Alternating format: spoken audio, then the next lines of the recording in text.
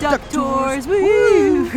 We just moved into our apartment in Boston like 2 days ago, and from our window I can see these duck tours go by like, I mean, it's gotta be like 100 times a day because we can see them by land and by the river when they get in. We're super, super excited to be doing this. I'm sitting there watching like, oh, what is that like? What is that like? And I'm just excited. This is the perfect way to get to see some of the sites that are a big historic part of the American Revolution and really get to experience Boston properly for this 4th of July. Looks like they're boarding, and we don't want to be left behind, so let's go. We're gonna duck out of here and onto the road. Good morning from Boston. We're MADison and iVEN, and today's madventure is celebrating America's independence in the birthplace of the American Revolution, one of the most iconic places in the world to celebrate the 4th of July, and our new home for the next 6 weeks, Boston, Massachusetts. Today we're taking a duck boat tour, walking the Freedom Trail, seeing so many historic sites, like even our lunch spot is steeped in history. We're catching a parade and then heading to Boston Pops, the biggest 4th of July concert in the country, followed by an absolutely insane firework show. It is going to be such a legendary day. I'll load it up on our duck. Let's get the duck out of here. This is gonna be a lot of duck puns, isn't it? They're gonna quack you up. Oh my gosh. No. What have we done? We're going to drive in circles. We're going to point at buildings. This is Bob. Bob will be doing the driving in circles. I will be doing the pointing at buildings. When I yell you, I need you all to quack as loud as possible. Do you want to practice that for me right now? Let's give it a shot. Loud and proud all together. One loud quack in unison. Here we go, everybody. You! Wow! That was really good. We got our independence from England in the Revolutionary War, which is great. Yes, because I don't drink tea, I don't watch soccer, and I have no idea what a crumpet is. I'd be a very bad Englishman. On this tour today, I will be asking you a series of questions. If you get the question correct, you receive a sticker. The person with the most stickers at the end of the tour wins the respect and admiration of everyone on this duck today. So it's a really big prize. You see the tea kettle right there. That's from the colonial days. That it wasn't always a Starbucks, believe it or not. Back during the colonial days, it was the Oriental Tea Company. That is Boston Public Library, the first public lending library in America. During the colonial days, it served many purposes. Livestock were grazed in Boston Common. British troops would camp and do drills in Boston Common. Accused witches and pirates were hanged in Boston Common. Now a lot of fun things occur there. They have Bowdoin Square, if you're from Florida, is where the first telephone was invented. Have you heard anything from the guy? Get on it. Here we are in the lower basin of the Charles River on this beautiful day. When you can actually have an amazing time and be thoroughly entertained while learning, that's what it's all about. So we just saw so many of the cool historic spots here on this duck tour, and it was so cool to go out on the Charles River. Like I said, like it's just kind of fun too, because this is a view that we have, like from my window, from my desk where I'm editing videos. Like all I see all day long are duck tours, both on the road and on the Charles River. So it's really cool. Like that's like, I mean, to me, that's the number one thing to do in Boston because that's all I see. So I'm so excited that we finally got to do that. That was really such a good time. You saw a lot of things really quickly, but you learned a lot. So now we might spend a little time exploring those sites that we saw more in depth, but we got the history and some fun stories behind them now. So now we can explore with actual knowledge going in. So that was a great time. It's also just wicked cool to go on one of these amphibious vehicles. Like I've always thought that going on a duck like this would be so fun. Like obviously like the history was super, super cool. The sights were super amazing, but just being in one of those, it was pretty cool in and of itself. That was a ducking good time. Our tour guide quacked so many great jokes, and we just had so much fun. So now after our quick abridged version of all of the history and the sights here in Boston, we're gonna dive into the 4th of July activities a little bit more.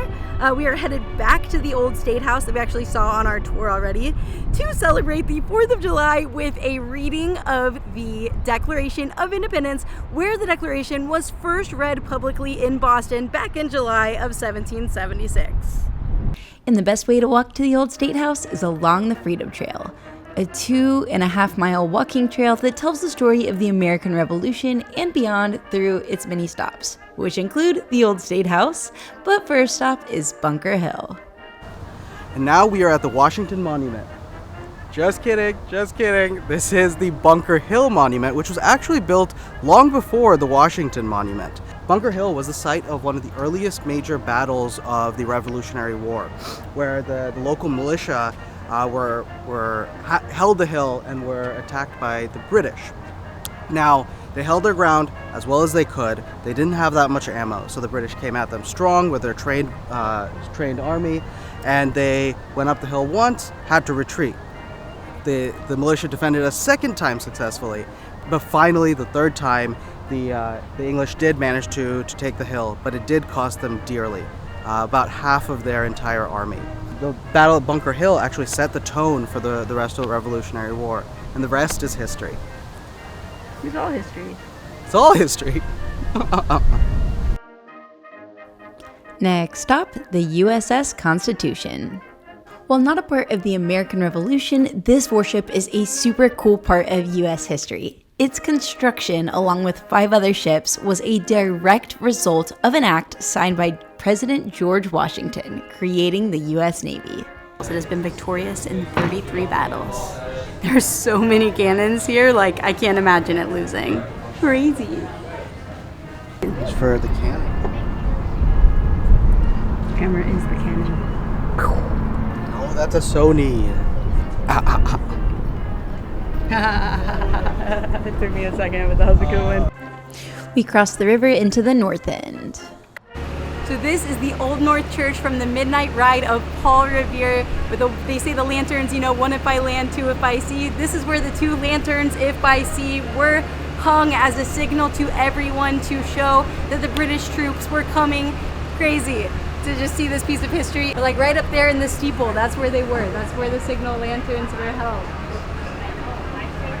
Speaking of my boy Paul, this is the Paul Revere house, the house that Paul Revere lived in. Built in the 1680s, this is the oldest remaining structure in downtown Boston. So this walkthrough history is really making me hungry. So the Green Dragon Tavern was basically the headquarters of the American Revolution. This is where the Sons of Liberty got together and planned the Boston Tea Party. This is where Paul Revere had a quick pint before he went on his famous midnight ride. So this is where a lot of historic revolutionary activities have happened, and now we get to eat there. So I had to get a beer where the founding fathers, Paul Revere, and all their good company drank as well, so cheers to them. I got the Boston bangers and mash, and MADison's got a shepherd's pie there. Both of these items were on the revolutionary menu. So I like to think that this is what Paul Revere had with his pint on his way out on the famous midnight ride. And I'm getting to have it too. It is very, very good. Very juicy. Pretty much anytime we see shepherd's pie on the menu, we have to get it. This is one of my favorite foods. And I love how they toasted this cute little design on the top of the potatoes as well. It looks amazing. It looks beautiful. And it tastes even better.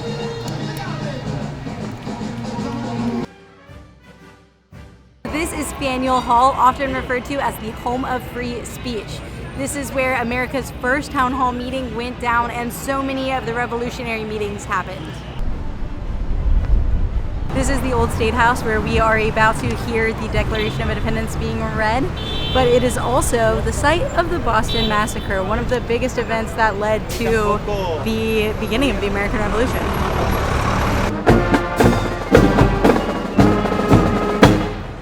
Here at the old State House, where the Declaration of Independence was actually read publicly for the first time in Boston back in July of 1776. Now this is the birthplace of the American Revolution, so it is really such a cool and special place to be spending this day. I'm from Texas, iVEN's from California. Most of our 4th of Julys have been spent places that were not a part of the U.S. when the U.S. declared its independence. So it's really cool, really special, to actually be standing somewhere that actually had historical significance at that time. It's going to be a really special 4th of July. We saw the Declaration of Independence being read from this balcony where it was read back in 1776 in July. We hold these truths to be self-evident, that all men are created equal, that they are endowed by their Creator with certain unalienable rights, that among these are life, liberty, and the pursuit of happiness. It gave me chills. Like, this is such a cool historic place to be experiencing the fort. This is amazing. God bless America, my home sweet home. We saw a small parade come by.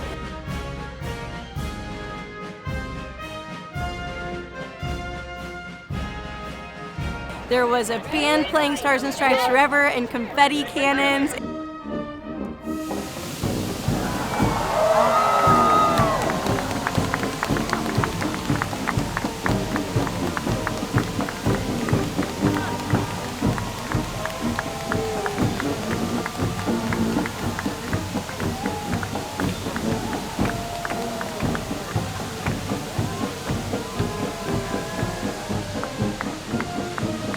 This is Boston's oldest commercial building, the Chipotle.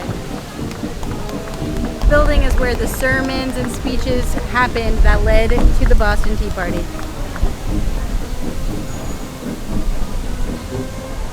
This is the Boston Latin School. It was founded in 1635. It is the oldest public school in America, and it's actually where Ben Franklin went to school. And look, he's still there. The Granary Burying Ground is the Hall of Fame of burying grounds. Anyone is buried there, folks. John Hancock, Sam Adams, Robert Tree Payne. Those are 3 signers of the Declaration of Independence. They are all buried. Paul Revere is buried. John Hancock's giant tombstone to match the size of his signature on the Declaration of Independence. And the final stop on the Freedom Trail. Boston Common, the oldest park in the United States.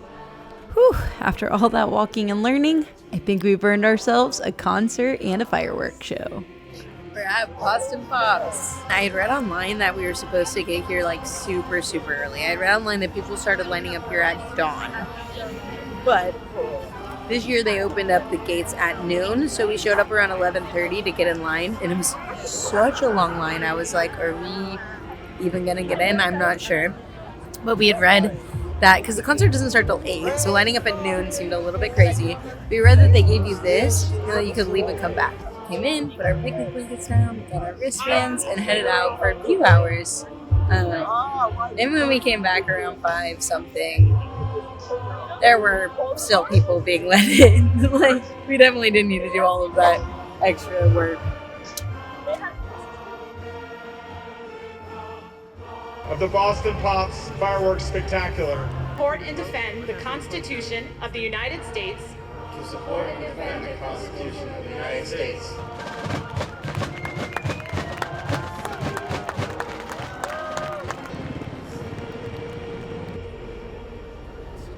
Lift every voice and sing till earth and heaven.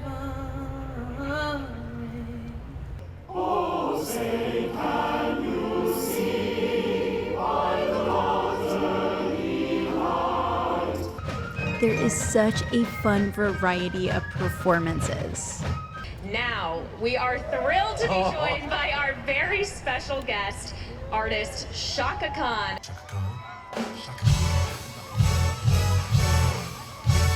Hallelujah, hallelujah. But my favorite part is probably the patriotic sing-along.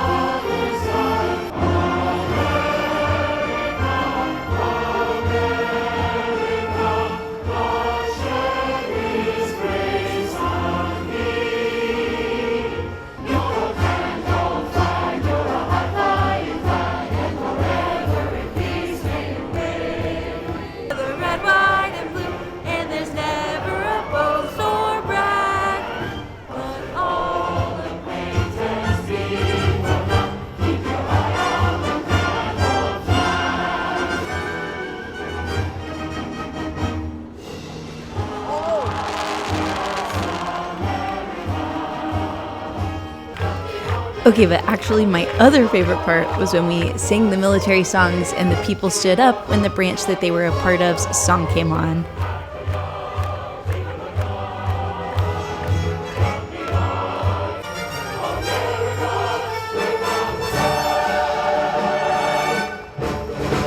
It was also super touching when everyone stood up for the Ukrainian national anthem. The Boston Pop salutes all who stand for democracy and against injustice and are willing to sacrifice everything for their freedom. That is, after all, what we celebrate and reaffirm every 4th of July. This is it. The absolute climax, the Boston Pops moment of the show is the 1812 Overture, complete with cannon fire.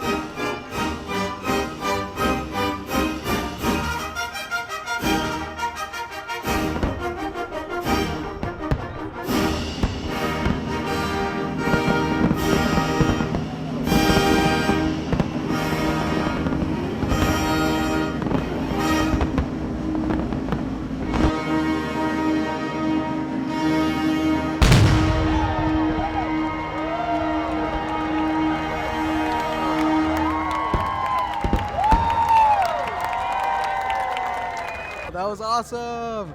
That was such a long fireworks show, and it wasn't just like one at a time either. They were going hard. That was crazy. Today was such a crazy, incredible, historic celebration of America's independence that will likely go down in history as one of the coolest 4th of Julys of our lives. This was such a great welcome to our new home for the next 6 weeks. We can't wait to do more exploring and eating while we're here in Boston. Thank you so much for joining us for this madventure. Please hit that like button, hit that subscribe button, join us on the next one. We have a few more madventures in Florida we want to show you before continuing on in Boston. So next week, join us for the beautiful Florida Keys. And until then, remember to live your own madventure.